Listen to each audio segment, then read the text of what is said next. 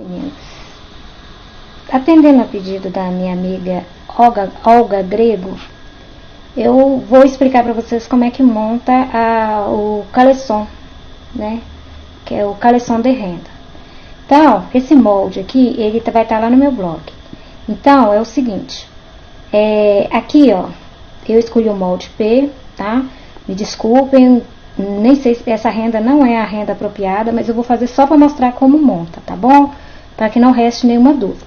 Fui pega de surpresa, eu vou ao desafio e vamos lá. Então, olha, eu peguei o P, como vocês estão vendo, e coloquei meu molde. Aí eu coloquei na minha renda já dobrada, né? Aqui, ó, risquei, tá vendo? A minha renda já tá dobradinha, tá vendo? Dobrado, duas partes, assim, inteiro mesmo. Ele é duas partes, frente e costa. Então, costura só o gancho. Aí eu peguei, passei uma costura com a minha overlock aqui, ó, tá vendo? Passei uma costura aqui, no meu gancho da frente. Depois eu vim aqui e passei outra costura no meu gancho traseiro. Agora, olha o que eu vou fazer. Aí você vira ela assim, ó. Ó. Tá vendo? Vira ela assim, ó. Agora é só costurar essa partezinha aqui. Desculpa, eu tô com a mão só. Tá vendo? Essa parte aqui. Aí vai na sua máquina, na sua overlock, ou a máquina que você, né, pretende fazer. Zigue-zague, não sei, que dá pra fazer também. E você vai e costura essa parte daqui até aqui, tá? Eu vou costurar e volto pra mostrar pra vocês como ficou. E aí, meninas?